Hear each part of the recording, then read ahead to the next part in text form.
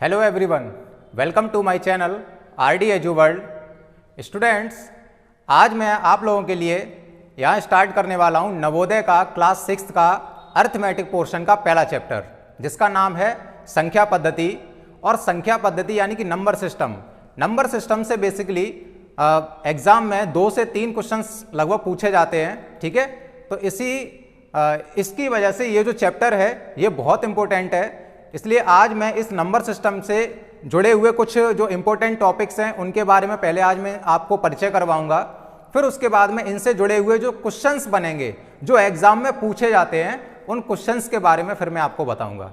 ठीक है, तो चलिए शुरू करते हैं और जानते हैं सबसे पहले कि नंबर सिस्टम क्या होता है। फिर नंबर सिस्टम के अंदर जो और टॉपिक्स होंगे, ठीक है, जैसे कि नंबर सिस्टम के कुछ पार्ट्स भी होंगे, है ना, और क्या कहते हैं, कुछ टाइप्स ऑफ नंबर्स भी होते हैं। तो टाइप्स ऑफ नंबर्स में जैसे कि इवन नंबर हो गया, ऑड नंबर हो गया, और प्राइम नंबर हो गए, कंपोजिट नंबर हो गए, को प्राइम नंबर हो गए, ऐसे बहुत सारे नंबर्स होंगे जिनके बारे में हम लोग डीपली स्टडी करेंगे। ओके, तो चलिए शुरू करते हैं और जानते हैं सबसे पहले हम लोग के संख्या पद्धति का अर्थ क्या होता है, यानी संख्या पद्धति का मतलब क्या है। संख्या पद्धति, इसको हम लोग इंग्लिश में बोलते हैं नंबर सिस्टम। आप सभी लोग अपनी अपनी नोटबुक और पेन लेके बैठ जाइए और जितना जो कुछ भी मैं आपको यहां पे समझाऊं, जितना जो कुछ भी मैं आपको बताता हूं, उन सब चीजों के नोट्स आप बनाते रहिए। ठीक है, क्योंकि अगर वो चीज आपके पास में लिखित में होगी तो आप उसको बार बार देख सकते हो, पलट पलट के देख सकते हो, और वो चीज आसानी से आपके समझ में आ जाएगी और आपको हो सकता है कि शायद वो याद भी हो जाए। ओके, तो चलिए शुरू करते हैं नंबर सिस्टम के बारे में। तो बेसिकली पहले जानते हैं हम लोग कि नंबर सिस्टम आखिरकार होता क्या है। एक ऐसा सिस्टम जिसमें कुछ नंबर्स को रखा जाता है और उन नंबर्स के गुणों के बारे में, यानी उनकी जो प्रॉपर्टीज होती हैं उनके बारे में जो अध्ययन किया जाता है, जो स्टडी की जाती है, उस सिस्टम को हम लोग कहते हैं नंबर सिस्टम। समझ में नहीं आया? देखो एक एग्जांपल से आपको बताते हैं। मान लिया कि हमने एक बास्केट ली, ठीक है, ये एक बास्केट ली हमने, एक टोकरी है ये। अब इस टोकरी में हमने क्या किया कि कुछ फ्रूट्स को रख दिया। हमने कुछ फ्रूट्स को रख दिया। फ्रूट्स जैसे कि मान लिया यहां पे बनानास है, ठीक है, मैंगोज हैं, गुआवाज हैं, एप्पल्स हैं, एंड बहुत सारे फल हैं जो कि इस टोकरी के अंदर रखे गए हैं। ठीक है, अब देखिए क्या लगता है आपको, क्या बनाना के और मैंगो के गुण एक जैसे होते हैं? मतलब ये जो केला है और आम है, सेब है, अमरूद है, क्या इनके गुण एक जैसे होते हैं? इनकी प्रॉपर्टीज एक जैसी होती हैं क्या? बिल्कुल नहीं होती। इनकी जो स्मेल होती है वो भी अलग होती है, इनका रंग होता है वो भी अलग होता है, लेकिन बस एक गुण इनके बीच में जो समान गुण होता है ना, समान जो प्रॉपर्टी होती है, वो केवल एक प्रॉपर्टी होती है कि ये सबके सब फल कैसे होते हैं? मीठे होते हैं। यानी मिठास का गुण इनमें एक कॉमन है, बाकी का और कोई गुण इनके अंदर कॉमन नहीं है। ठीक है, तो इसीलिए इनके गुणों के आधार पे इनको अलग अलग तरह से वर्गीकृत किया गया, क्लासिफाइड किया गया। इसी तरह से ये जो कुछ नंबर्स हमने आपको बताया अभी कि कुछ नंबर्स होते हैं जैसे कि ऑड नंबर्स हो गए, इवन नंबर्स हो गए, कंपोजिट नंबर्स हो गए, इन सारे नंबर्स के कहीं ना कहीं प्रॉपर्टीज भी अलग अलग होती हैं। तो इन सारे नंबर्स की प्रॉपर्टीज के बारे में जब हम लोग स्टडी करते हैं तो ऐसे सिस्टम को बोला जाता है नंबर सिस्टम। आई होप कि अब आपको समझ में आ गया होगा कि नंबर सिस्टम क्या होता है। जैसे मान लिया हमने एक बास्केट और बनाई, जिस तरह से हमने इस बास्केट के अंदर फ्रूट्स को रखा था, तो ये बास्केट इन फ्रूट्स के लिए एक सिस्टम का काम कर रही थी। तो हम इस वाली बास्केट को बोल सकते हैं कि ये फ्रूट्स का सिस्टम है। ठीक है, यहां पे हमने एक दूसरी बास्केट बना ली और इस बास्केट के अंदर हमने क्या किया, इस बास्केट के अंदर हमने कुछ नंबर्स को रख दिया। अब उस बास्केट के अंदर आपको ऑड नंबर भी मिल सकते हैं, इवन नंबर भी मिल सकते हैं, प्राइम नंबर भी मिल सकते हैं, कंपोजिट नंबर भी मिल सकते हैं। ऐसे बहुत सारे नंबर होंगे जो इस टोकरी के अंदर रखे होंगे, लेकिन उन सबकी जो प्रॉपर्टीज हैं वो सबकी अलग अलग होंगी। इसीलिए ये वाली जो टोकरी है इन नंबर्स के लिए एक सिस्टम का काम कर रही है। इसीलिए इस टोकरी को, इस बास्केट को हम कहेंगे क्या? नंबर सिस्टम कहेंगे। समझ में आ गई बात? चलिए अब देखते हैं कि ये जो नंबर सिस्टम है यानी जो संख्या पद्धति है, इसके भी कुछ प्रकार होते होंगे, इनके भी कुछ टाइप्स होते होंगे। जैसे कि नंबर सिस्टम का जो पहला टाइप है उसको हम लोग कहते हैं इंडियन नंबर सिस्टम यानी कि भारतीय संख्या पद्धति। इसी तरह से दूसरा इसका पार्ट है संख्या पद्धति का जिसका नाम है इंटरनेशनल नंबर सिस्टम यानी कि अंतरराष्ट्रीय संख्या पद्धति। और जो इसका थर्ड टाइप है उसका नाम है रोमन नंबर सिस्टम यानी कि रोमन संख्या पद्धति। देखिए ये जो सिस्टम है ना, इसको पद्धति और प्रणाली कुछ बुक्स में आपको लिखा हुआ दिखाई देगा कि पद्धति की जगह पे प्रणाली, तो कंफ्यूज मत होना वहां पे, क्योंकि पद्धति और प्रणाली एक ही बात होती है। ठीक है, तो चलिए समझते हैं अब नंबर सिस्टम के जो 3 टाइप्स हैं उनको एक एक करके डीपली तरीके से जानेंगे। किस तरह से भारतीय जो संख्या पद्धति है यानी इंडियन नंबर सिस्टम है उसका काम क्या रहता है, हम लोग कैसे पहचाने कि अगर कोई संख्या लिखी हुई है तो ये भारतीय संख्या पद्धति में लिखी हुई है या फिर इंटरनेशनल नंबर सिस्टम यानी कि अंतरराष्ट्रीय संख्या पद्धति में लिखी है या फिर वो रोमन संख्या पद्धति में लिखी है, हम पहचान कैसे करेंगे उसकी, ये तो हमको आता ही नहीं है। तो इसीलिए मैं अब आपको समझाने वाला हूं नंबर सिस्टम के जो 3 टाइप्स हैं उनका पहला टाइप जिसका नाम है भारतीय संख्या पद्धति यानी कि इंडियन नंबर सिस्टम। तो स्टूडेंट्स, आप लोग देख पा रहे होंगे अपनी मोबाइल की स्क्रीन पे कि यहां लिखा हुआ है भारतीय संख्या पद्धति, यानी कि इस संख्या पद्धति का हम लोग फर्स्ट टाइप यहां पे डिस्कस करने वाले हैं। तो अब ये भारतीय संख्या पद्धति यानी कि इंडियन नंबर सिस्टम होता क्या है ना, किस तरह से हम लोग पहचाने कि कोई संख्या अगर लिखी हुई है तो वो इंडियन नंबर सिस्टम के अकॉर्डिंग लिखी गई है या इंटरनेशनल नंबर सिस्टम के अकॉर्डिंग लिखी गई है या रोमन नंबर सिस्टम के अकॉर्डिंग लिखी गई है ना। देखिए, भारतीय संख्या पद्धति को लिखने और पढ़ने के लिए बेसिकली होता क्या है कि इकाई, दहाई, सैकड़ा, हजार, है ना, इकाई, दहाई, सैकड़ा, हजार, 10,000, लाख, 10 लाख, करोड़, 10 करोड़, अरब, 10 अरब, इस तरह से जो है ना ये फॉर्मेट बनता चला जाता है ना। अब इसको इंग्लिश में क्या कहते हैं, जैसे इकाई है तो इकाई को बोला जाता है बेटा वंस, दहाई को बोला जाता है टेंस, ठीक है, सैकड़ा जो होता है ना, सैकड़ा को हम लोग कहते हैं हंड्रेड्स, और जो हजार है इस हजार को बोला जाता है थाउजेंड्स। ठीक है, आगे भी बढ़ेंगे, जब 10,000 आएगा तो उसको 10,000 कहेंगे, लाख आएगा तो उसको लाख कहेंगे, और जब 10 लाख आएगा तो 10 लाख कहेंगे, आगे और बढ़ेंगे करोड़ पे पहुंचेंगे तो करोड़ कहेंगे उसको। ठीक है, इस तरह से जो है ना इसका जैसे जैसे फॉर्मेट बढ़ता चला जाता है तो इकाई, दहाई, सैकड़ा, हजार, 10,000, लाख, 10 लाख, ठीक है, ये सब चीजें किस में आती हैं, ये भारतीय संख्या पद्धति यानी कि इंडियन नंबर सिस्टम में आती हैं, है? अब देखिए, इसमें जैसे मान लिया कि अगर कोई संख्या हमको लिखी हुई है, लिखी हुई दे दी गई है और हमसे कहा जा रहा है कि इसको पढ़ के बताओ कैसे होगा ये।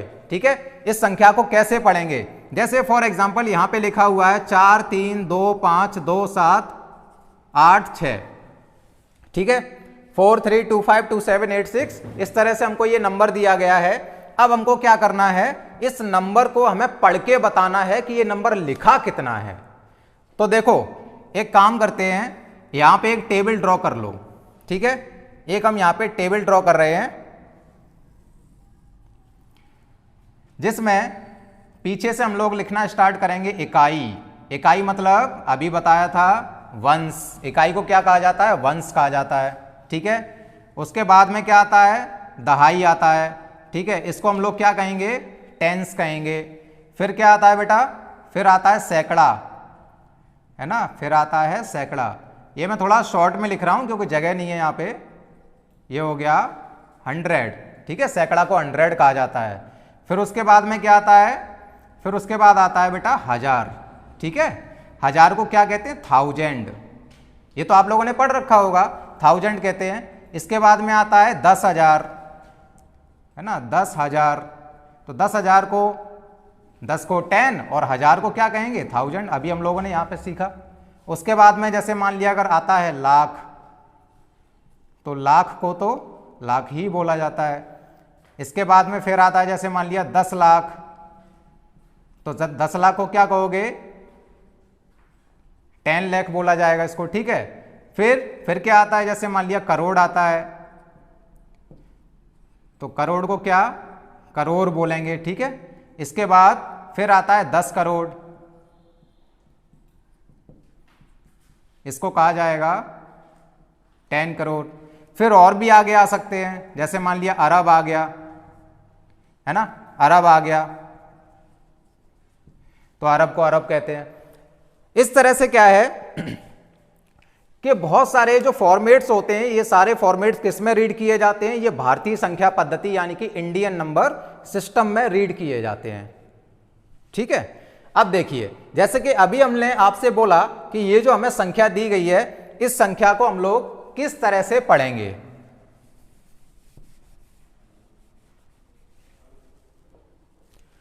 सबसे पहले क्या करेंगे कि यहां पे ये जो संख्या लिखी है, पीछे से एक एक डिजिट यानी एक एक अंक उठा उठा के इसमें हर एक कॉलम में डालते चले जाओ।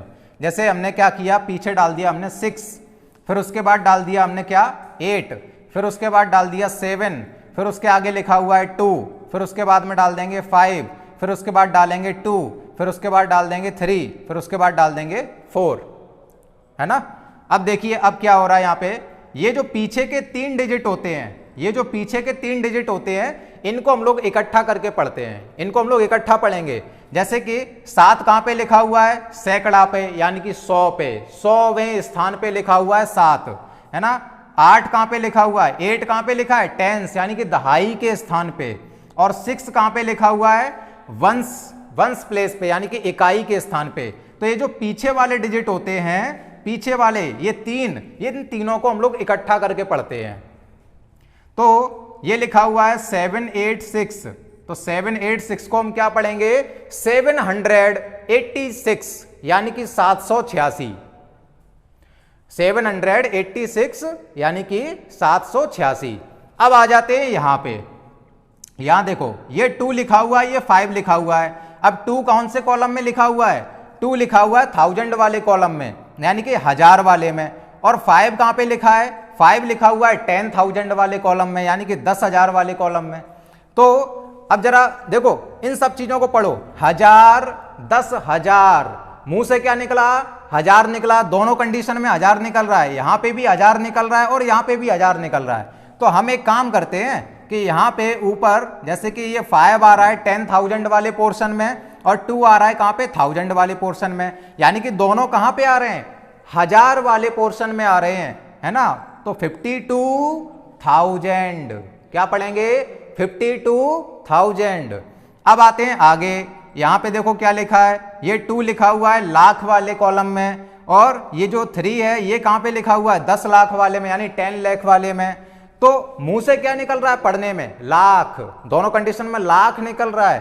तो इसका मतलब ये हुआ कि अगर मैं यहां पे 2 को लिख लूं और यहां पे मैं 3 को लिख लूं इकट्ठा करके, तो ये क्या बन गया 32, और दोनों के दोनों कौन से प्लेस पे थे लाख वाले पे, तो 32 लाख यानी कि 32 लाख, है ना। अब आ जाओ आगे, ये 4 कहां पे लिखा हुआ है, 4 कहां लिखा है करोड़ वाले कॉलम में, है ना। तो ये देखो ये कितना हो जाएगा, केवल 4 हो जाएगा ये तो, क्योंकि आगे वाले कॉलम में होता तो दोनों उठा के हम मिक्स करके पढ़ देते, लेकिन आगे कोई नंबर है ही नहीं, तो इसलिए क्या करेंगे हम केवल 4 को सिंगल ले लेंगे, और ये किस कॉलम में आ रहा है करोड़ वाले में आ रहा है, तो इसको हम पढ़ेंगे 4 करोड़। ठीक, अब देखिए अब इसको टोटल मिला के पढ़ा कैसे जाएगा। यहां पे मैंने देखा 4 कहां पे आ रहा था करोड़ वाले में, 32 को मैंने देखा लाख वाले में आ रहा था। हाँ, तो देखो इसको कैसे पढ़ेंगे, मैं पहले आपको लिख के बता दे रहा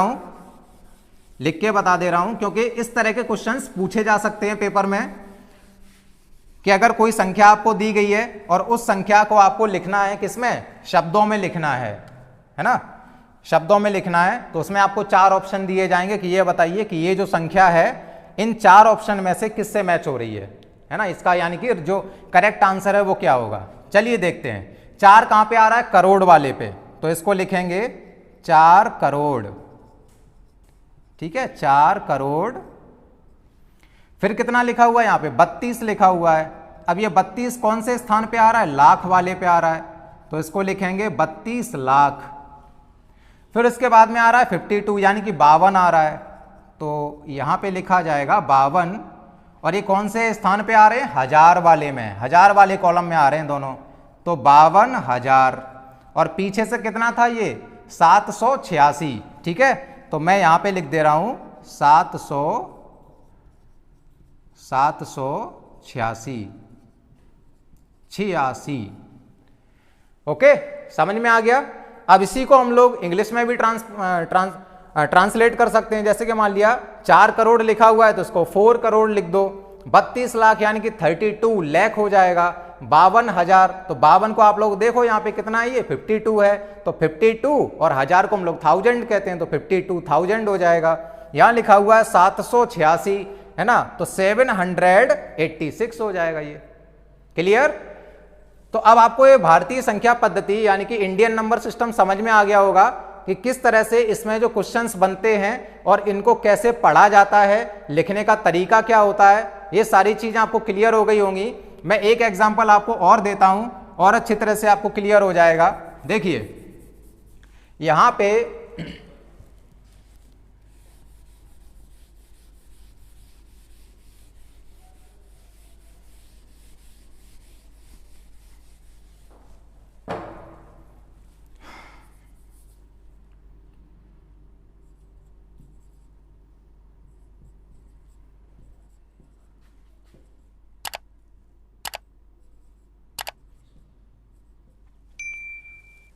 मैंने यहाँ पे एक संख्या लिखी है, ठीक है, और वो संख्या को जिस तरह से लिखी हुई है, अब क्या करना है, जैसे मान लिया कि इस पूरी संख्या को हमें अगर भारतीय संख्या पद्धति में लिखना हो, मैं ये नहीं कह रहा आपसे कि इसको आपको शब्दों में लिखना है, वर्ड्स में इसको नहीं लिखना। मैं आपसे केवल इतना कह रहा हूं कि ये जो यहाँ पे हमको संख्या दी गई है, इस संख्या को हमें इंडियन नंबर सिस्टम में लिखना है। तो किस तरह से इसको अरेंज किया जाएगा, चलिए देखते हैं कैसे अरेंज होगा ये। देखिए जो इंडियन नंबर सिस्टम होता है, इंडियन नंबर सिस्टम की ये खास बात यह है कि जो पीछे के लास्ट 3 डिजिट होते हैं, इन 3 डिजिट से पहले एक कॉमा लगता है। लास्ट के जो 3 डिजिट्स होते हैं इनसे पहले एक कॉमा लगता है, यानी कि 752 और इसके आगे हम क्या लगाएंगे, कॉमा लगा देंगे। ओके, अब देखिए यहां पे क्या लिखा हुआ है, यहां लिखा है 4 और 2। केवल लास्ट के जो 3 डिजिट्स होते हैं उससे पहले एक कॉमा लगता है और बाकी के जो डिजिट्स बचेंगे उसमें हम लोग 2-2 डिजिट्स के आगे कॉमा लगा के चले जाएंगे। ठीक है, 2-2 डिजिट्स के आगे। जैसे मान लिया 2 और 4, ये 2 डिजिट्स हो गए यहाँ पे कि नहीं हो गए, मैंने यहाँ पे कॉमा लगा दिया। यहाँ पे लिखा हुआ है 9 और 3, तो 9 और 3 के आगे मैं कॉमा लगा दे रहा हूँ। यहाँ पे लिखा हुआ है 8 और 7, तो मैं 8 और 7 के आगे कॉमा लगा दे रहा हूँ। ठीक है, और आगे कितना लिखा हुआ है यहाँ पे 7। इस तरह से बेटा हम लोग किसी भी संख्या को इंडियन नंबर सिस्टम के अकॉर्डिंग अरेंज कर सकते हैं। क्लियर, कि इंडियन नंबर सिस्टम में केवल जो लास्ट के 3 डिजिट्स होते हैं उसके आगे एक कॉमा लगता है, फिर बाकी के जितने भी डिजिट्स होंगे उनमें 2-2 डिजिट्स को लेके तब कॉमा लगाया जाता है। लेकिन इसका जस्ट उल्टा होता है इंटरनेशनल नंबर सिस्टम, जिसके बारे में अब हम लोग बात करने वाले हैं। ठीक है, तो जल्दी से इसको नोट कर लो। अब हम लोग बढ़ते हैं इंटरनेशनल नंबर सिस्टम की ओर, यानी कि अंतरराष्ट्रीय संख्या पद्धति की ओर। तो स्टूडेंट्स, हमारा जो दूसरा टाइप है नंबर सिस्टम का, वो क्या है, अंतरराष्ट्रीय संख्या पद्धति, यानी कि इंटरनेशनल नंबर सिस्टम। ठीक है, अब ये इंटरनेशनल नंबर सिस्टम होता क्या है, तो बेसिकली मैं आपको बताना चाहूंगा कि इंटरनेशनल नंबर सिस्टम आप ऐसे समझ लो, आपने कभी कभी देखा होगा, जैसे आप न्यूज़ देख रहे हो, है ना, न्यूज़ देख रहे हो या फिर आप अगर कोई न्यूज़पेपर पढ़ रहे हो, तो उसमें एक बिजनेस से संबंधित एक पेपर में पेज आता है, न्यूज़पेपर में एक पेज आता है बिजनेस से संबंधित, जिसमें बताया जाता है कि उस कंपनी ने 150 मिलियन का कारोबार किया। ठीक है, या उस देश में जो जीडीपी है वो 100 बिलियन के पार हो गई। इस तरह से, यानी बिलियन, मिलियन, ट्रिलियन, इस तरह के जो शब्द आते हैं, इस तरह के जो वर्ड्स आते हैं, वो सब किस में रखे जाते हैं, वो सब रखे जाते हैं अंतरराष्ट्रीय संख्या पद्धति में। क्योंकि देखिए, इकाई, दहाई, सैकड़ा, हजार, 10,000, लाख, 10 लाख, करोड़, 10 करोड़, अरब, 10 अरब, नील, 10 नील, संख, 10 संख, ये सारे जो ये जितने भी ये जो शब्द है ना, ये हम लोगों के आम भाषा के लिए, यानी कि हम भारतीय लोगों के लिए ये शब्द सही हैं। हम ही लोग एक दूसरे के सामान्य बोलचाल में इन शब्दों को समझ सकते हैं। लेकिन अगर कोई फॉरेन कंट्री से यहाँ पे आता है, अगर आप उससे इस तरह की भाषा में बात करोगे कि हमको 10 लाख रुपया चाहिए, तो वो समझेगा ही नहीं कि 10 लाख रुपया होता कितना है 10 लाख रुपया। लेकिन अगर आप उससे ये कहोगे कि ना हमको 1 मिलियन रुपीस चाहिए, यानी कि हमको 1 मिलियन रुपए चाहिए, तो वो समझ जाएगा। क्योंकि ये मिलियन, बिलियन, ट्रिलियन, ये जो वर्ड्स है ना, ये वाले जो शब्द हैं, ये कहां पे, ये अंतरराष्ट्रीय स्तर पे प्रयोग किए जाते हैं।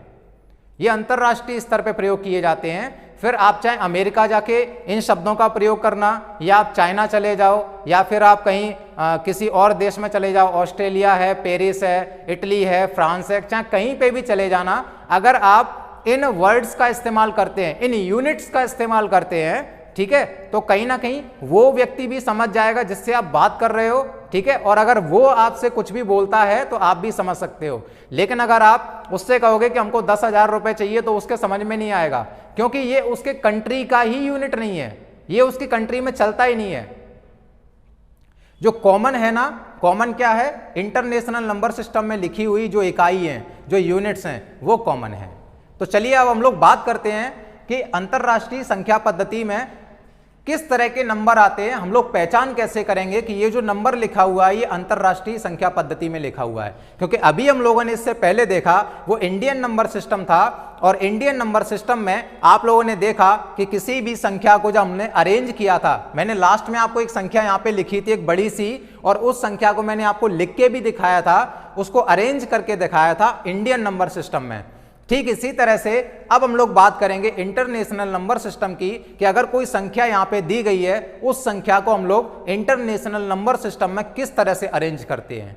ठीक है, देखिए सबसे पहले आप लोग ये समझ लीजिए कि अंतरराष्ट्रीय संख्या पद्धति यानी कि इंटरनेशनल नंबर सिस्टम को पढ़ने के लिए और लिखने के लिए बेसिकली किन यूनिट्स की जरूरत पड़ती है।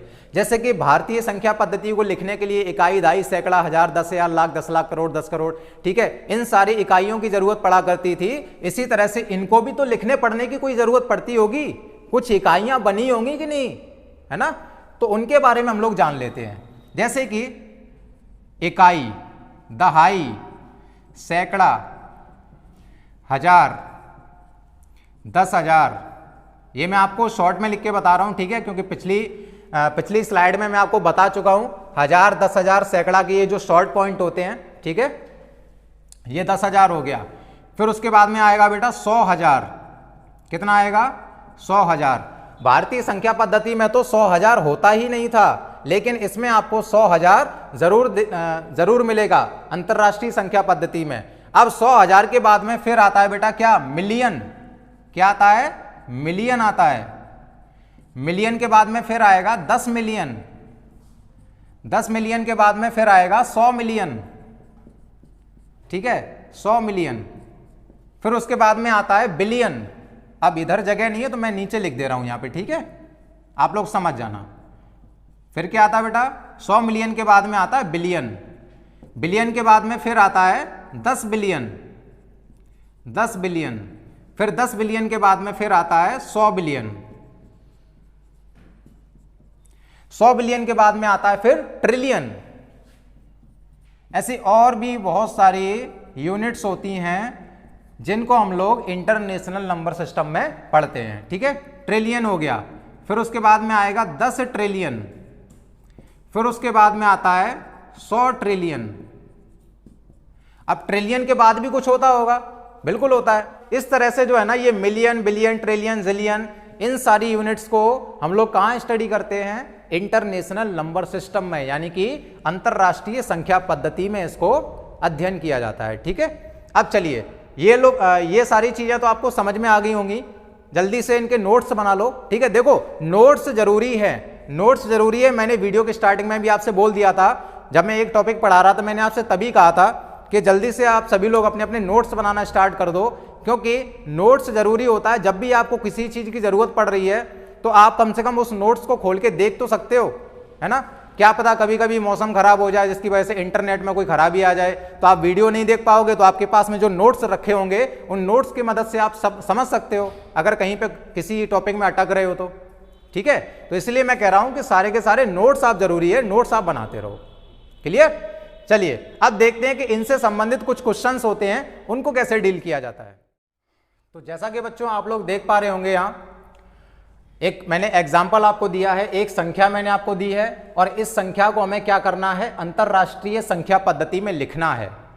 ओके, और उसको लिखने के बाद में फिर हमें उसको वर्ड्स में लिखना है, यानी कि शब्दों में लिखना है, और उसके बाद में हमको इसको पढ़ना भी सीखना होगा, क्योंकि जरूरी नहीं है कि आपको जो क्वेश्चन दिए जाएंगे एग्जाम के अंदर वो सारे के सारे वर्ड्स में लिखने के लिए ही आए। कभी कभी ऐसा भी होगा कि वर्ड्स आपको दे दिए जाएंगे और नीचे जो ऑप्शन दिए जाएंगे उसमें आपको संख्या दी जाएगी लिखी हुई। तो जब तक आप पढ़ना नहीं सीखोगे तब तक आपको समझ में ही नहीं आएगा कि आंसर हम कौन सा सही करके जाएं, क्योंकि 4 ऑप्शन होते हैं। तो इसलिए आपको लिखने के साथ साथ पढ़ना भी सीखना होगा। ठीक है, देखिए कैसे होगा ये। सबसे पहले हम यहाँ पे एक टेबल ड्रॉ कर रहे हैं, जैसा कि हमने एक इंडियन नंबर सिस्टम जो हम लोगों ने एक एग्जाम्पल समझा था, उस एग्जाम्पल में भी हम लोगों ने एक टेबल को ड्रॉ किया था। इसी तरह से यहाँ पे भी हम लोग एक टेबल ड्रॉ करेंगे। तो शुरुआत करते हैं इकाई, फिर इसके बाद दहाई, फिर आएगा सैकड़ा, फिर हजार, उसके बाद में 10,000, फिर 100,000, उसके बाद में मिलियन, मिलियन हो गया। मिलियन के बाद में 10 मिलियन, फिर उसके बाद 100 मिलियन। चलो अभी इतने ही रखते हैं, ठीक है, अगर जरूरत होगी तो और आगे बढ़ा लेंगे।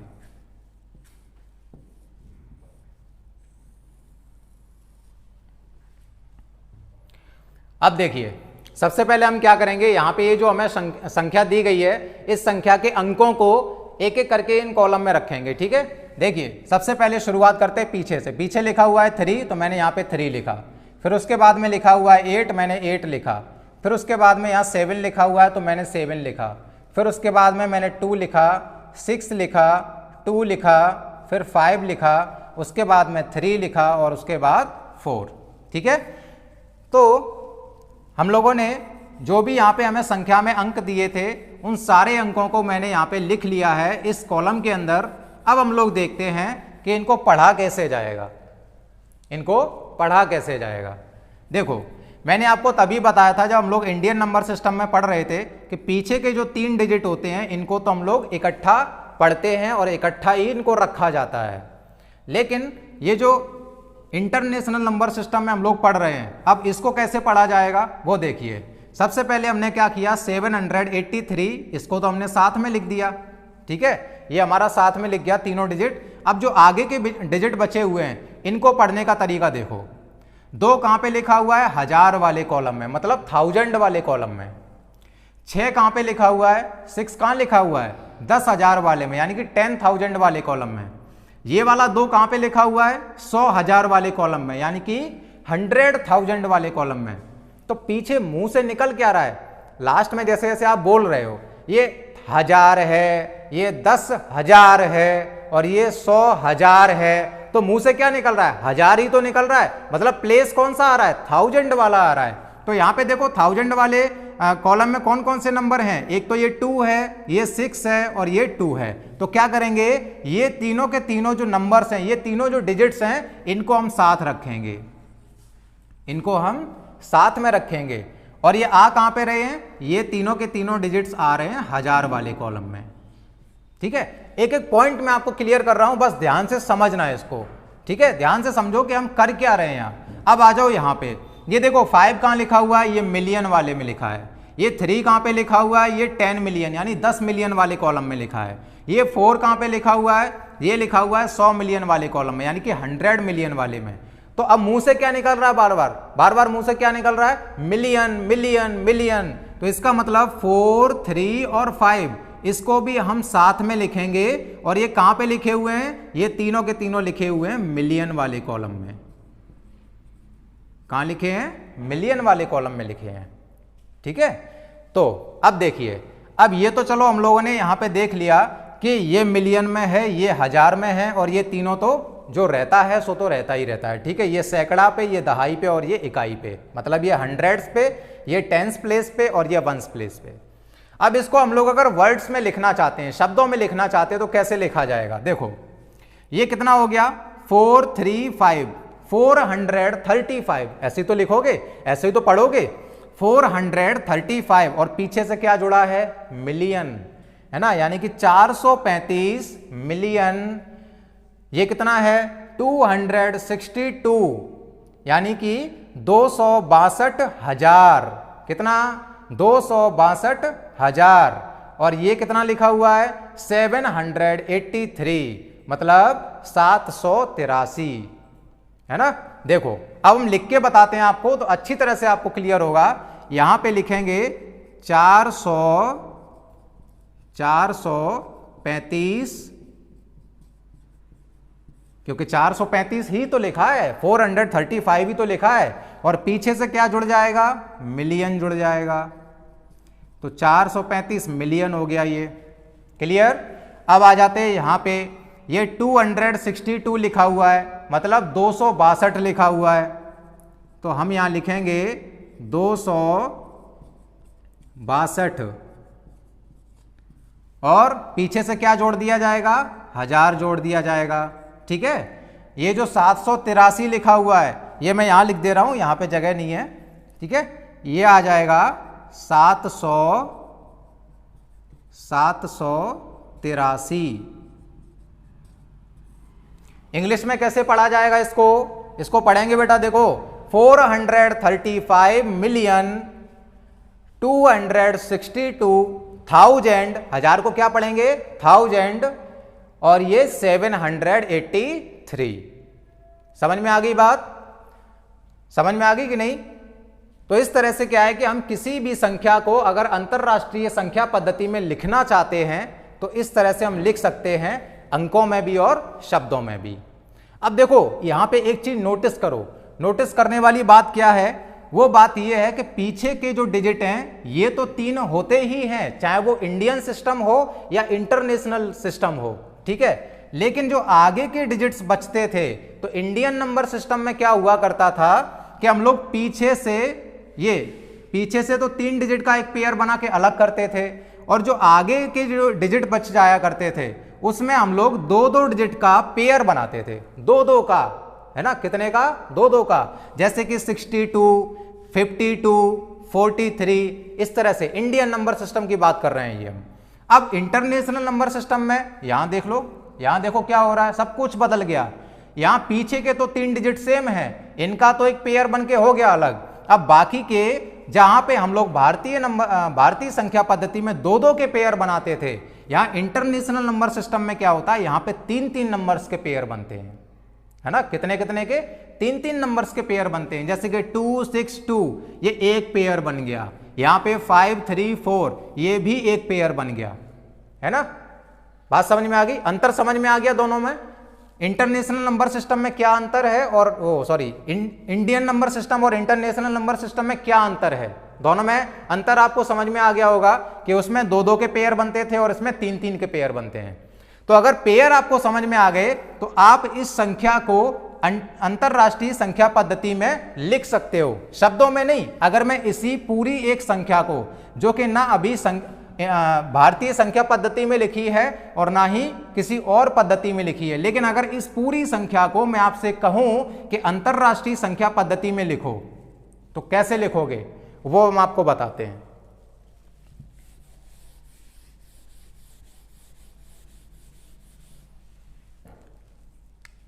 देखो सबसे पहले मैंने अभी आपको यहां सिखाया कि ये जो अंतरराष्ट्रीय संख्या पद्धति होती है इसमें हमेशा 3-3 के पेयर बनते हैं। ठीक है, तो मैंने क्या किया, ये 3 का तो एक पेयर कंप्लीट कर दिया और इसके आगे हमने लगा दिया कॉमा, इसके आगे हमने कॉमा लगा दिया। फिर से हमने ये 3-3 डिजिट का पेयर कंप्लीट किया 262 और इसके आगे हमने एक कॉमा लगा दिया, और इसके बाद में फिर से हमने एक कंप्लीट किया जैसे 534। ठीक है, अब इसके आगे तो कोई और डिजिट है ही नहीं, कोई और डिजिट है ही नहीं इसके आगे, तो इसलिए इसके आगे तो कॉमा लगेगा नहीं। तो अब आपको समझ में आ गया होगा, क्लियर हो गया होगा कि जो इंटरनेशनल नंबर सिस्टम होता है इसमें 3-3 के पेयर बनते हैं और जो इंडियन नंबर सिस्टम होता है उसमें 2-2 के पेयर बनते हैं। क्लियर? तो बच्चों देखिए ये जो हमारा चैप्टर है संख्या पद्धति, ये बहुत ही अच्छा चैप्टर है, सरल चैप्टर है। अगर आप इसको ध्यान से समझो, थोड़ा सा बड़ा है लेकिन बहुत सरल है, बहुत आसान है। और हर साल इस चैप्टर से लगभग 2 से 3 क्वेश्चन पूछे जाते हैं। इसीलिए इस चैप्टर में आपको मैं जितना भी पढ़ाऊं और जो कुछ भी पढ़ाऊं वो ध्यान से समझना है, ध्यान से पढ़ना है। ठीक है, बिल्कुल नोट्स आप बनाते चले जाइए। जितना भी मैं आपको यहाँ पे पढ़ा रहा हूं सारे के सारे अपने नोटबुक पे उसको नोट करो और उसको दोबारा से रिपीट करो, उसका रिवीजन करो। ठीक है, आपको समझ में आ जाएगा। अगर कहीं पे कोई भी चीज समझ में नहीं आ रही होगी तो आप मुझे कमेंट बॉक्स में कमेंट डालो ना कि सर मुझे यहाँ पे अंतरराष्ट्रीय संख्या पद्धति में ये चीज क्लियर नहीं हुई, या मुझे भारतीय संख्या पद्धति आपने जो समझाई थी उसमें ये चीज क्लियर नहीं हुई है। आप मुझे कमेंट बॉक्स में ये सारी की सारी बातें जो है ना वो डाल सकते हो, कह सकते हो।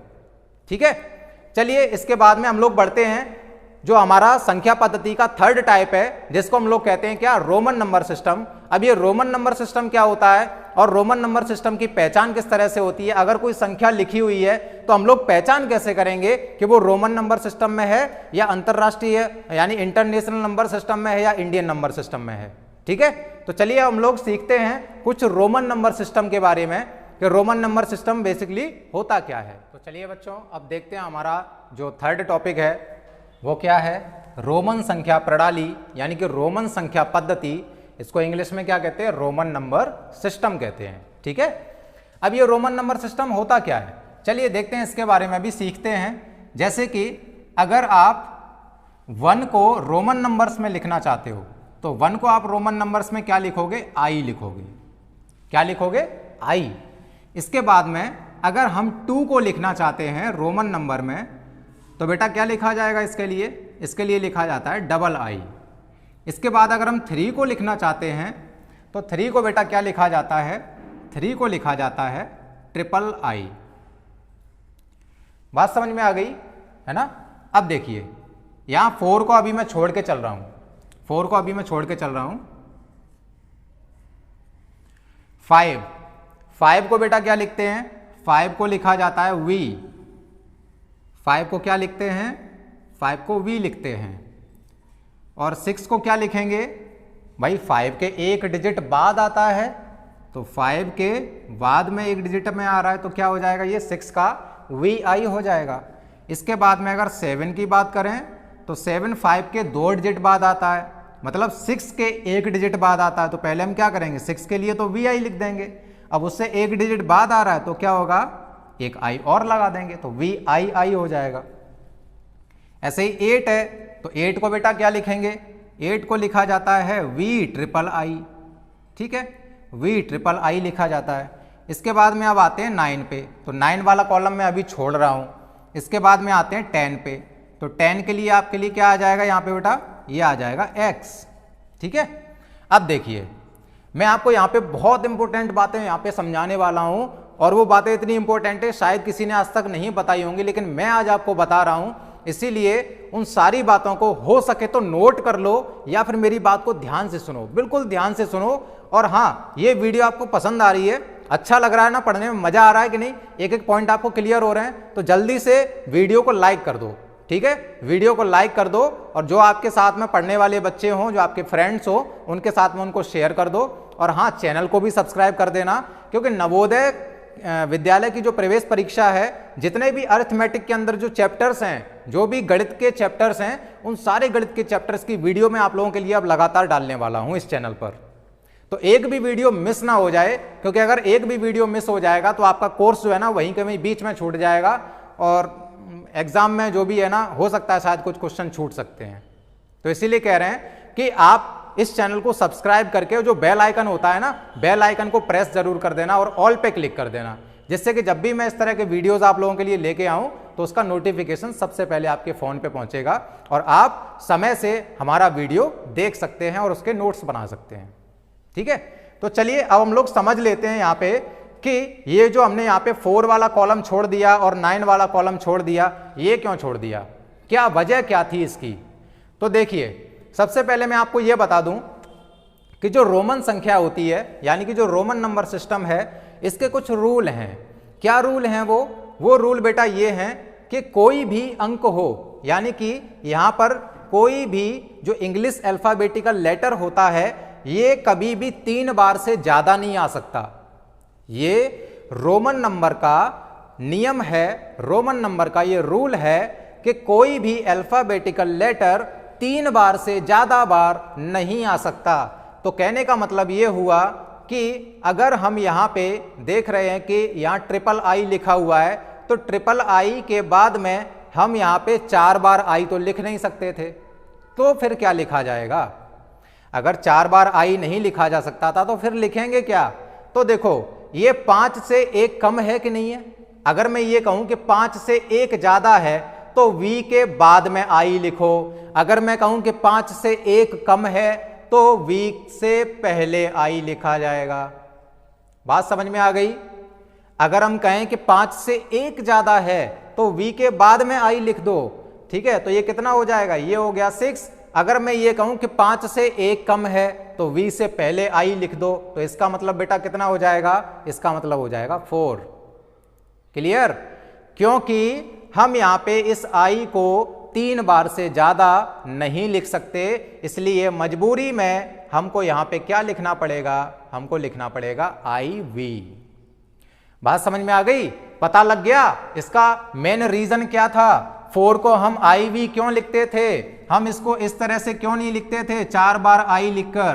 क्योंकि रोमन नंबर का नियम ही ये है कि किसी भी अल्फाबेटिकल लेटर को हम 3 बार से ज्यादा नहीं लिख सकते। अब आते हैं नीचे, जैसे हमने यहाँ पे 9 वाला छोड़ दिया है। ये क्यों छोड़ा इसको? देखो यहां पे 6 को मैंने लिखा VI, 7 को मैंने लिखा VII और 8 को मैंने लिख दिया VIII, यानी 3 बार आई। अब अगर मैं यहां पे 9 को लिखता इसी क्रम से, तो आपको क्या लगता है कि ये जो आई है वो 4 बार आ जाता कि नहीं आ जाता? बोलो, आता कि नहीं आता?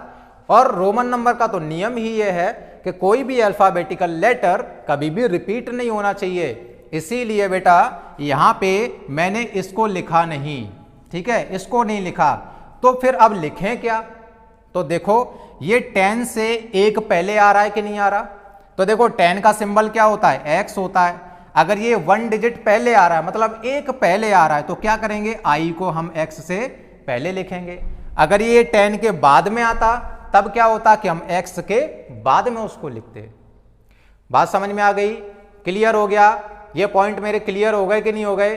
अगर समझ में आ गया है तो कमेंट बॉक्स में जल्दी से कमेंट डाल देना और उस पर लिख देना कि यस सर, मुझे ये बात आपकी समझ में आ गई है।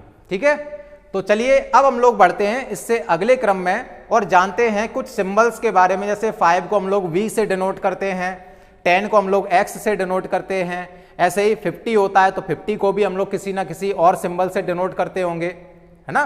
तो इस तरह से बहुत सारे सिंबल्स होते हैं जिनको हम लोग डिनोट करते हैं। तो बेटा कौन कौन से सिंबल हैं, चलो देखते हैं। जैसे कि मान लिया यहाँ पे लिखा हुआ है अगर 40 लिखा हुआ है, तो 40 के लिए अब जैसे कि 30 है तो 30 को बेटा हम लोग क्या लिखते हैं? ट्रिपल एक्स लिखते हैं कि नहीं लिखते? 30 को 30 को ट्रिपल एक्स लिखते हो। अब अगर हम 40 को भी ऐसे ही लिखने लगे तो हमको 4 बार एक्स लिखना पड़ेगा, लेकिन नियम तो गलत है कि 4 बार तो कुछ लिखा ही नहीं जाता। तो इसीलिए करना क्या होगा, हमको ये देखना पड़ेगा कि ये जो 40 है वो 50 से कितना कम है।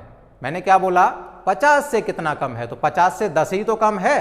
तो इसीलिए हमें क्या करना है, सबसे पहले हमको 50 का सिंबल देखना पड़ेगा। ठीक है, 50 का सिंबल देखो, 50 का सिंबल क्या होता है बेटा? L होता है 50 का सिंबल। ठीक है, तो 40 का कितना हो जाएगा? 40 का हो जाएगा XL, मतलब L से 10 कम, 50 से 10 कम, तो XL हो गया इसका। ठीक है, अब इसके बाद में देखते हैं 100 का क्या होता है सिंबल? 100 का होता है बेटा C। ठीक है, अगर मैं यहां पे 90 लिखूं तो 90 को कैसे लिखोगे? C से 10 कम, मतलब XC हो जाएगा। वो कितना हो जाएगा? XC हो जाएगा। ऐसे ही चलो हम लोगों ने देख लिया कि 100 को हम लोग C लिखते हैं, ऐसे ही 500 को भी कुछ लिखा जाता होगा। 500 को बेटा क्या लिखेंगे? D लिखेंगे। इसके बाद में आता है 1000, तो 1000 को बेटा क्या लिखा जाता है? M लिखा जाता है। क्लियर? एक एक चीज क्लियर हो रही है कि नहीं हो रही? हाँ, अब चलो, अब इसके बाद में हम लोग जानते हैं एक ऐसे सिस्टम के बारे में जिसका नाम ही कुछ अलग है, और नवोदय का जो एग्जाम होता है उसमें बहुत ज़्यादा क्वेश्चन उसके आ सकते हैं। ठीक है, उसके कुछ ना कुछ क्वेश्चन जो है ना वो बन सकते हैं और एग्जाम में आ भी सकते हैं। जैसे कि उस टॉपिक का जो नाम है बेटा वो क्या है मालूम? उसका नाम है बार सिस्टम। क्या नाम है? बार सिस्टम नाम है उसका। ठीक है, देखिए बार सिस्टम को भी समझ लेते हैं, क्या चीज है ये बार सिस्टम। देखिए बार सिस्टम का मतलब बेटा ऐसा मान लो आप कि कोई भी अगर रोमन नंबर हमको दिया है और उस रोमन नंबर के ऊपर अगर मैं एक हॉरिजॉन्टल लाइन खींच देता हूं, जैसे कि मैंने क्या किया, यहां पे मैंने लिखा आई वी का मतलब क्या हो गया बेटा? 4 है ना। आई वी का मतलब कितना हो गया? 4 हो गया। अब अगर मैं इस आई वी के ऊपर एक हॉरिजॉन्टल लाइन खींच देता हूं तो इस हॉरिजॉन्टल लाइन को हम लोग क्या कहते हैं? इस हॉरिजॉन्टल लाइन को बोला जाता है बार। ठीक है, ये जो हॉरिजॉन्टल लाइन होती है ना इसका मतलब होता है बार। और इसको हम लोग पढ़ते कैसे हैं? यहां पे देखो आई वी का मतलब कितना हो गया? आई वी का मतलब हो गया 4। अब अगर 4 के ऊपर बार लगा हुआ है तो इसका सीधा सा मतलब यह है कि 4 यहां पे 1000 टाइम्स हो रहा है, 1000 टाइम्स, यानी कि 4 का 1000 गुना हो रहा है। तो 4 में हम क्या करेंगे? 1000 का मल्टीप्लाई कर देंगे। ओके, जैसे कि यहां आई वी का मतलब कितना हो गया बेटा? 4 हो गया। और ये जो बार लगा हुआ है, इस बार का मतलब मैंने अभी आपको बता दिया है। बार का मतलब क्या होता है? 1000। तो इसीलिए हम क्या करेंगे? यहाँ पे 1000 का मल्टीप्लाई कर देंगे। तो ये कितना हो गया? ये हो गया 4000। तो अब आपको समझ में आ गया होगा कि अगर कभी भी किसी भी रोमन नंबर के ऊपर अगर बार लगा हो तो उसको हम कैसे पढ़ेंगे। चलिए अब आप लोग इसको पढ़ के बताइए। जैसे यहां पे लिखा हुआ है अगर VII और इसके ऊपर मैंने क्या किया? एक बार खींच दिया। अब इसको क्या पढ़ोगे? देखो VII का मतलब हो गया 7 और इसके ऊपर अगर बार लगा हुआ है तो 1000, तो इसको क्या पढ़ोगे? 7000। ठीक है, अब देखिए यहां पे अगर मैंने लिखा XXIV, तो XX का मतलब क्या हो गया? 20, IV का मतलब हो गया 4, कुल मिला के 24। अब इसके ऊपर मैंने क्या किया? बार खींच दिया। इसके ऊपर मैंने बार खींच दिया। अब बताओ ये कितना हो गया? अब इसको क्या पढ़ोगे? 24,000 पढ़ोगे। बात समझ में आ गई? चलिए देखते हैं इन सब से जुड़े हुए कुछ क्वेश्चन, यानी कि इनसे कुछ क्वेश्चंस भी तो बनते होंगे कि ऐसे ही ये सारे सिस्टम हो गए, है ना। चलिए देखते हैं किस तरह से इनके क्वेश्चंस आते हैं एग्जाम के अंदर।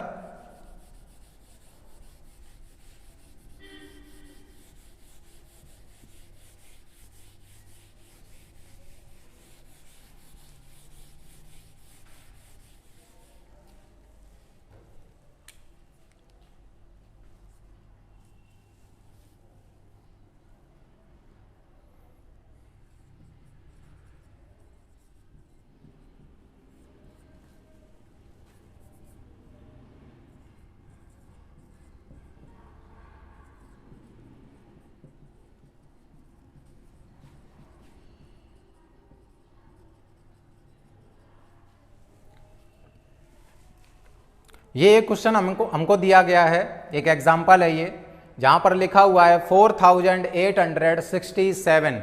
इसको हमें क्या करना है बेटा? यहाँ पे हमको रोमन नंबर में इसको लिखना है। ये अभी हमको कहाँ किस फॉर्म में लिखे हुए दिखाई दे रहे हैं? ये न्यूमेरल फॉर्म में लिखे हुए दिखाई दे रहे हैं। ठीक है, किसमें?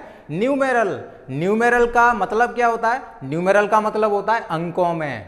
ठीक है, तो ये अंकों में लिखा हुआ है और इसको हमें किस में लिखना है? रोमन नंबर में लिखना है। ठीक है, तो देखिए इसको कैसे लिखा जाएगा रोमन नंबर में अगर लिखना चाहें तो।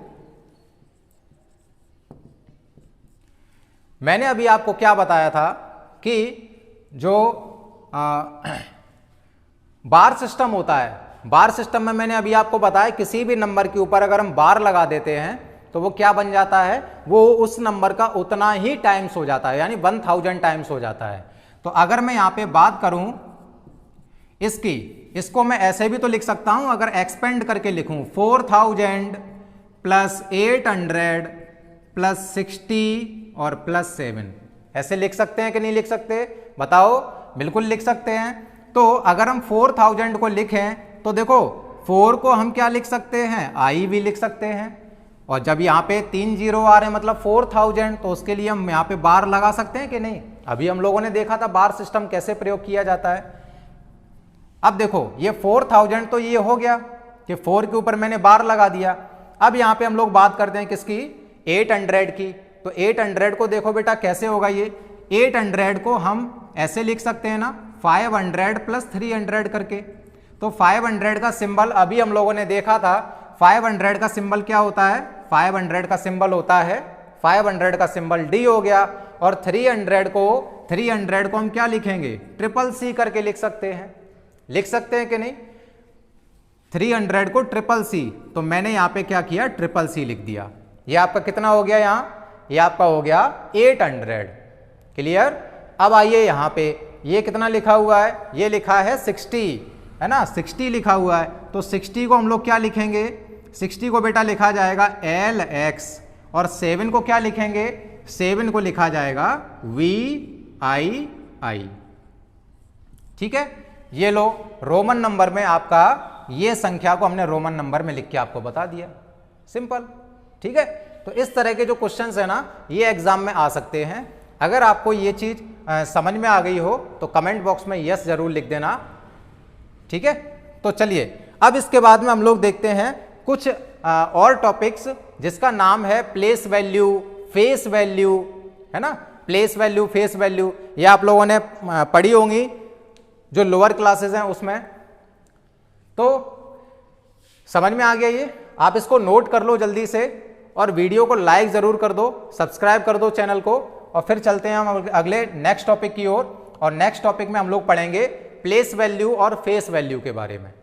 ओके। तो स्टूडेंट्स अब हम लोग बढ़ते हैं अगले टॉपिक की ओर, जो कि है स्थानीय मान तथा जातीय मान, यानी कि प्लेस वैल्यू और फेस वैल्यू। ठीक है। अब ये प्लेस वैल्यू और फेस वैल्यू का मतलब क्या होता है ना। प्लेस वैल्यू और फेस वैल्यू का मतलब क्या होता है। हाँ, एक चीज मैं आपको यहाँ पे बता दूं कि जो जातीय मान होता है ना, जातीय मान के कुछ नाम और भी होते हैं, जिसमें एक नाम होता है इसका वास्तविक मान। क्या होता है, वास्तविक मान होता है ना। और एक नाम इसका होता है बेटा आंकिक मान। ठीक है। क्या होता है, आंकिक मान। इंग्लिश तीनों की यही रहती है, फेस वैल्यू ही कहते हैं इन तीनों को इंग्लिश में। बस इनके जो हिंदी का जो नाम है ना वो कुछ अलग होता है, जातीय मान कह दो या वास्तविक मान कह दो या फिर आंकिक मान कह दो। अब बात हम लोग यहाँ पे ये समझेंगे कि इन दोनों का मतलब क्या है, स्थानीय मान का मतलब क्या होता है और जातीय मान का मतलब क्या होता है। ठीक है। स्थानीय मान क्या चीज है और जातीय मान क्या चीज है। जैसे अभी हमने क्या किया, एक डेफिनेशन हम आपको बताते हैं कि जो संख्या हमको दी जाती है उस संख्या में जो अंक होता है जिसका हम लोग स्थानीय मान निकालते हैं, तो आप ऐसे समझ लो कि जिस अंक का भी हम लोग स्थानीय मान निकाल रहे हैं वो अंक जिस स्थान पर होगा, वो अंक जिस स्थान पर होगा उस अंक को हम उस स्थान का स्थानीय मान कहते हैं, यानी कि उस अंक को हम क्या कहते हैं, स्थानीय मान कहते हैं। ठीक है। बात समझ में आ गई कि जो संख्या हमको दी जाती है उस संख्या में से अगर हमें कोई अंक का स्थानीय मान पूछा गया है तो हमें यह देखना है कि वो अंक उस संख्या में किस स्थान पर स्थित है। तो वो अंक जिस स्थान पर होता है उसे उस संख्या का स्थानीय मान कहते हैं। चलो ये चीज तो क्लियर हो गई। एक एग्जाम्पल से और समझ लेते हैं ताकि अच्छी तरह से आपके दिमाग में ये सब चीजें बैठ जाएं। जैसे मान लिया हमने एक संख्या ली यहाँ पे 5 3 4 8 7, ठीक है, यानी कि 5 3 4 8 एंड 7, ये हमने कोई एक यहाँ पे नंबर लिया।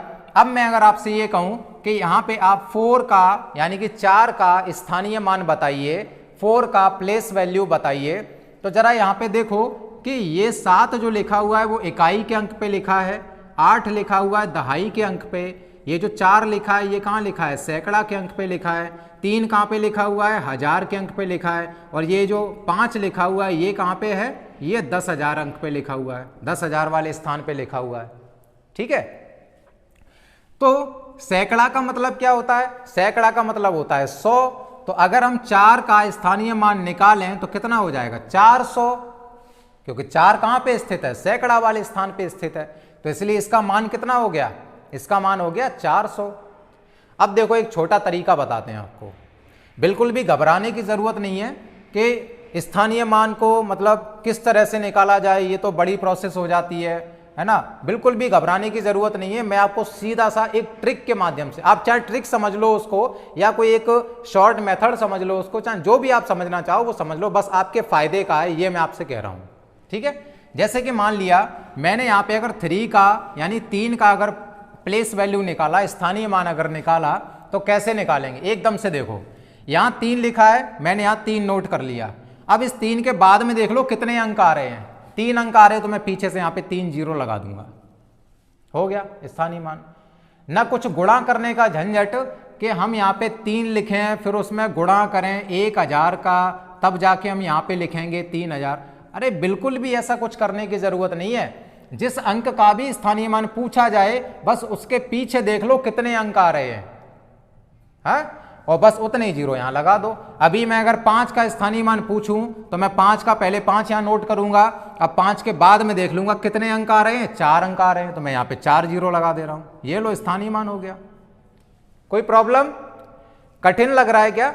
बिल्कुल नहीं लग रहा कठिन, क्योंकि यही इसका शॉर्ट मेथड है कि हम जिस अंक का भी स्थानीय मान निकालते हैं उसको पहले नोट करो, उसके बाद में जितने भी अंक बचते हैं उतने जीरो लगा दो।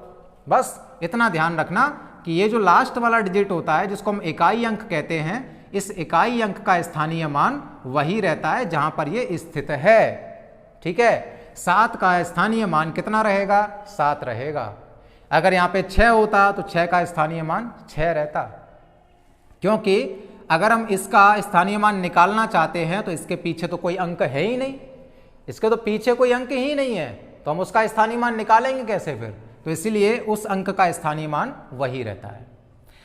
अब आप ऐसे परिभाषा से समझ लो इसको कि जैसे यहां 4 लिखा हुआ है तो 4 का स्थानीय मान कैसे निकलेगा? हमें यह देखना है कि 4 किस स्थान पर स्थित है। तो हम लोग यहां पे गौर से देखें तो 4 कहां पे स्थित है? 100वें स्थान पे, यानी सैकड़ा वाले स्थान पे स्थित है। तो इसलिए इसका स्थानीय मान कितना हो जाएगा? 400 हो जाएगा, है ना। क्लियर हो गई बात? अगर मैं 3 के स्थानीय मान की बात करूं तो कितना हो जाएगा? 3000 हो जाएगा, क्योंकि 3 कहां पे स्थित है? 1000वें स्थान पे। तो परिभाषा अब क्लियर हो गई कि जिस संख्या में किसी अंक का किसी संख्या में जो अंक जिस स्थान पर स्थित होता है वह उस संख्या का स्थानीय मान कहलाता है। क्लियर? अब देखिए स्थानीय मान तो आपको समझ में आ गया, पक्का हो गया। अब समझ लेते हैं जातीय मान यानी कि फेस वैल्यू को। अब ये फेस वैल्यू कौन सी बला का नाम है? अब देखिए यहां लिखा है जैसे 8, 4, 6 एंड 3, ये हमने यहां पे कुछ नंबर्स ले लिए, है ना। कोई हमने एक संख्या ले ली 8463 यानी 8463। अब अगर मैं आपसे ये कहूं कि यहां पे 4 का फेस वैल्यू बताओ, तो 4 का फेस वैल्यू क्या रहेगा? 4 रहेगा। 6 का फेस वैल्यू बताओ, तो 6 का फेस वैल्यू 6 ही रहेगा। 3 का फेस वैल्यू 3 रहेगा और 8 का फेस वैल्यू 8 रहेगा। क्लियर? बात समझ में आ गई? अब आपको ये चीज समझ में जरूर आ गई होगी कि इसकी परिभाषा कैसे बनेगी कि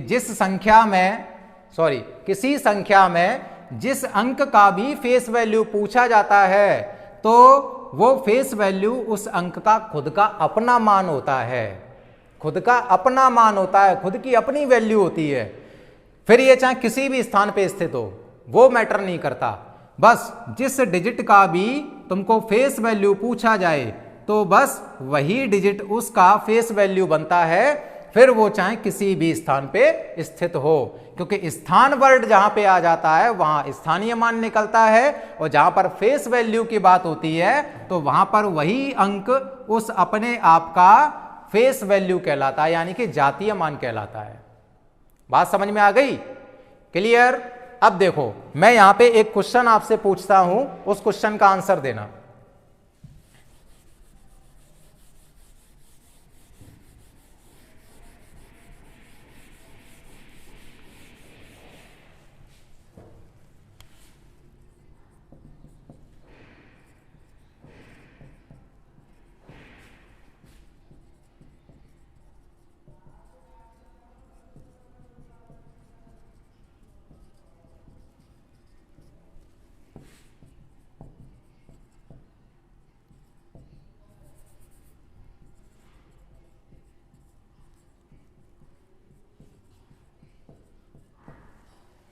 तो बेटा ये क्वेश्चन है आपका, ठीक है। यहां पे आपको क्वेश्चन दिया गया है कि 2487 में 4 के स्थानीय मान तथा जातीय मान में अंतर ज्ञात करो। है ये जो यहां पे हमें संख्या दी गई है, इस संख्या में ये जो 4 आ रहा है ना, 4, इस 4 का तो आप स्थानीय मान निकाल लो और इसी 4 का जातीय मान निकाल लो। मतलब इसी 4 का प्लेस वैल्यू और इसी 4 का फेस वैल्यू निकाल के और दोनों का अंतर हमको ज्ञात करना है। देखो कैसे होगा कि 2 4 8 7 में 4 का स्थानीय मान कितना हो जाएगा, 4 का स्थानीय मान, 4 का स्थानीय मान बेटा पहले 4 लिखेंगे ऐसा कहीं ऐसा। अब 4 के बाद में कितने अंक बच रहे हैं, 2, तो हमने क्या किया, पीछे 2 जीरो लगा दिए, ये लो हो गया 4 का स्थानीय मान 400। अब क्या करना है, 4 का हमको जातीय मान निकालना है। तो 4 का जातीय मान निकालोगे तो मैंने अभी बताया था फेस वैल्यू कैसे निकाली जाती है। जिस अंक की भी फेस वैल्यू पूछी जाए तो वही अंक उसकी फेस वैल्यू बनती है। 4 की पूछी जा रही है तो 4 हो जाएगी फेस वैल्यू। अब अंतर पूछा जा रहा है तो अंतर के लिए क्या करोगे कि 400 में से 4 को माइनस कर दोगे। 400 में से 4 माइनस किया, कितना रह गया, 396, यानी कि 396। तो ये आपका इस तरह से क्वेश्चन भी बनता है। तो आसानी से कर सकते हो कि नहीं कर सकते? अगर एग्जाम में आता है क्वेश्चन तो बिल्कुल निकाल सकते हो। बहुत सरल सा सिंपल सा क्वेश्चन है ना। और इसी तरह के क्वेश्चन पूछे जाते हैं एग्जाम में। क्लियर? तो बेटा हम लोगों ने अभी यहां समझ लिया कि स्थानीय मान क्या होता है और जातीय मान क्या होता है। अब हम लोग बढ़ते हैं एक नेक्स्ट टॉपिक की ओर, जिसमें हम लोग पढ़ेंगे कि अगर हमको बड़ी से बड़ी संख्या बनानी हो, कुछ अगर अंक दिए गए हैं, जैसे मान लिया कि अगर 5 अंकों की बड़ी से बड़ी संख्या बताओ, 4 अंकों की छोटी से छोटी संख्या बताओ, ऐसे करके अगर क्वेश्चन हमसे पूछे जाएंगे पेपर में, एग्जाम में, तब हम लोग उसका आंसर कैसे देंगे, क्योंकि हमने तो अभी तक वो चीज़ पढ़ी ही नहीं है। तो चिंता मत करो, अभी हम लोग इस टॉपिक के बाद में वही टॉपिक लेने वाले हैं और बहुत इंपॉर्टेंट टॉपिक है, बहुत बहुत बहुत इंपॉर्टेंट, वेरी इंपॉर्टेंट। जितनी बार भी आप समझ सको उतनी बार इंपॉर्टेंट वो टॉपिक है ना। और हर साल जब से नवोदय के एग्जाम हो रहे हैं तब से उस तरह के क्वेश्चंस जो है ना वो आ रहे हैं एग्जाम के अंदर, वो क्वेश्चन रिपीट हो रहे हैं उस तरह के। इसलिए वो सारे क्वेश्चन जो मैं अभी आपको यहाँ पे करवाने वाला हूँ, वो सारे क्वेश्चन आपको देखने हैं, गौर से देखने, समझने हैं और उनकी बार बार प्रैक्टिस भी करनी है। क्योंकि अगर आप बार बार प्रैक्टिस नहीं करोगे तो भूल जाओगे। ठीक है, तो चलिए शुरू करते हैं और देखते हैं कि वो उस तरह के क्वेश्चन कैसे बनते हैं और क्या कुछ शर्तें होती हैं उन क्वेश्चंस को करने की। ठीक है, चलिए स्टार्ट करते हैं।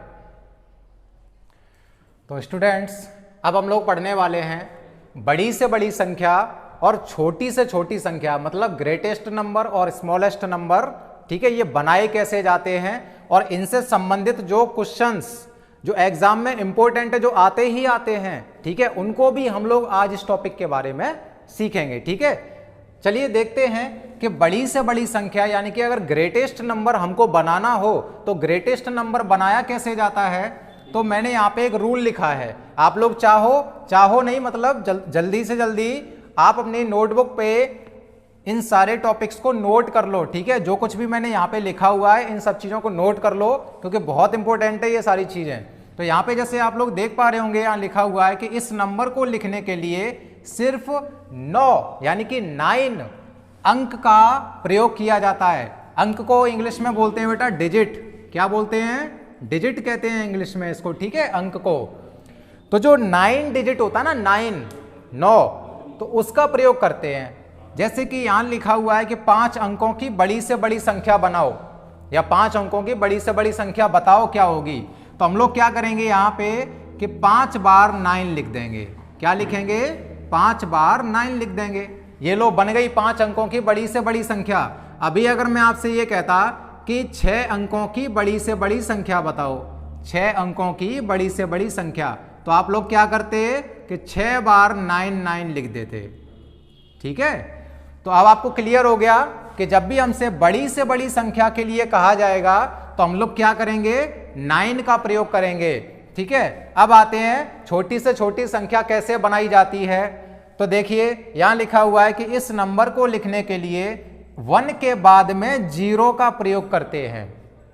1 के बाद में 0 का प्रयोग करते हैं। अब कितने 0 का प्रयोग करते हैं? वो तो समझ में ही नहीं आया, तो उसके लिए भी मैंने यहां लिखा है कि जितने भी अंकों की संख्या पूछी जाए उससे एक कम करके एक के बाद 0 लगाते हैं। क्या बोला मैंने कि जितने भी अंकों की संख्या पूछी जाए उससे एक कम कर दो, उससे एक कम कर दो, ठीक है, और उतने ही 0 1 के बाद लगा दो।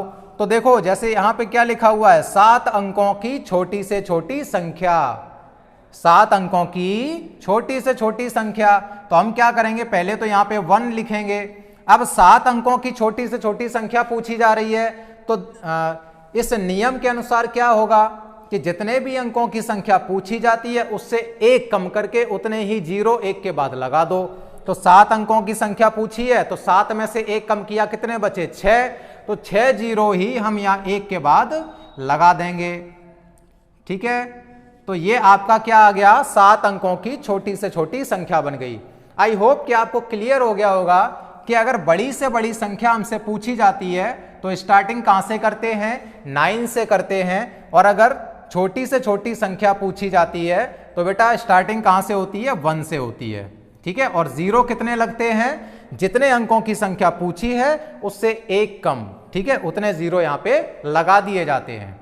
अब चलिए, ये तो हम लोगों ने सीख लिया कि बड़ी से बड़ी संख्या और छोटी से छोटी संख्या बनाई कैसे जाती है, लेकिन अब इन टॉपिक से संबंधित कुछ क्वेश्चंस भी तो होंगे जो एग्जाम में पूछे जाते होंगे। किस तरह के क्वेश्चंस पूछे जाते हैं, चलिए अब हम लोग उन सब चीजों के बारे में भी डिस्कस कर लेते हैं। एक दो एग्जाम्पल समझते हैं, फिर उसके बाद में देखते हैं, अगर थोड़ा सा समय बचता है तो और हम आगे की कुछ और टॉपिक्स होंगे वो हम इसमें क्लियर करेंगे। वरना आप लोग हमारे चैनल को सब्सक्राइब कर दो, जो भी और इसमें बहुत सारी इंपॉर्टेंट चीजें अभी रह गई हैं, बहुत सारे इंपॉर्टेंट टॉपिक्स रह गए हैं, वो मैं आपको नेक्स्ट वीडियो में जरूर लेके आऊंगा, जरूर आपको बताऊंगा उन सब चीजों के बारे में, ठीक है। तो चलिए अब इनसे संबंधित जो क्वेश्चंस हैं वो हम लोग पढ़ लेते हैं कि इनसे संबंधित जो क्वेश्चंस बनते हैं वो किस तरह से पूछे जाते हैं एग्जाम में। तो स्टूडेंट्स, अभी हम लोगों ने देखा कि बड़ी से बड़ी संख्या और छोटी से छोटी संख्या बनाई कैसे जाती है ना। अब हम लोग उससे जुड़ा हुआ, उसी से रिलेटेड एक क्वेश्चन यहाँ पे देखते हैं, और वो क्वेश्चन कुछ इस तरह से दिया है कि 6 अंकों की बड़ी से बड़ी तथा 4 अंकों की छोटी से छोटी संख्या का योगफल तथा अंतर। योगफल का मतलब हो गया सम, और सम जहां पे भी आता है, मतलब जहां पर भी योग आता है तो वहां पे हम लोग क्या करते हैं, ऐड कर देते हैं, एडिशन करते हैं। अंतर का मतलब हो गया डिफरेंस, है ना। अंतर में जब भी हम लोग करते हैं तो क्या, सब्ट्रैक्शन किया जाता है। योगफल में एडिशन यानी कि ऐड करना होता है, और जो अंतर होता है तो अंतर में हम लोग क्या करते हैं, सब्ट्रैक्शन करते हैं, यानी कि सब्ट्रैक्ट करते हैं, ठीक है।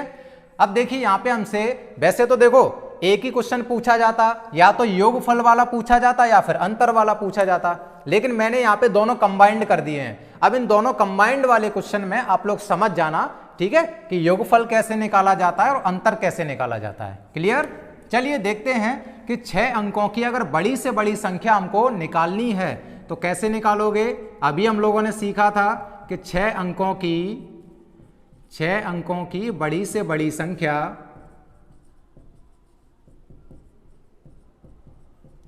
बड़ी से बड़ी संख्या निकालने के लिए किसका प्रयोग किया जाता है, 9 का, ठीक है। तो 9 को हम क्या करेंगे, 6 टाइम्स लिख देंगे, क्योंकि 6 अंकों की बड़ी से बड़ी संख्या पूछी जा रही है, तो 9 को हम 6 बार लिखते हैं यहां। क्लियर। अब देखिए अब क्या होगा कि 4 अंकों की छोटी से छोटी संख्या पूछी गई है, तो 4 अंकों की छोटी से छोटी संख्या, 4 अंकों की छोटी से छोटी संख्या बराबर कितना, अगर छोटी से छोटी संख्या पूछी जाती है तो 1 से स्टार्टिंग होती है, और 0 कितने लगते हैं उसके आगे, जितने अंकों की पूछी गई है उससे एक कम कर दो तो उतने ही 0 लग जाते हैं, है ना।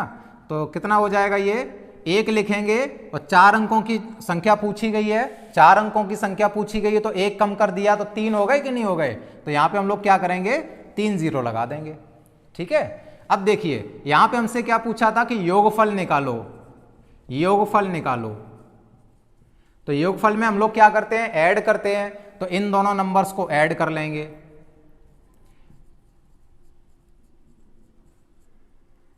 इनको ऐड किया तो आंसर कितना आएगा, 9 और 0 9, 9 और 0 9, 9 और 0 9, 9 और 1 हो गया 10, तो 10 का 0 हो गया, 1 कैरी हो गई, 9 और 1 10, फिर से 1 कैरी और 9 और 1 10।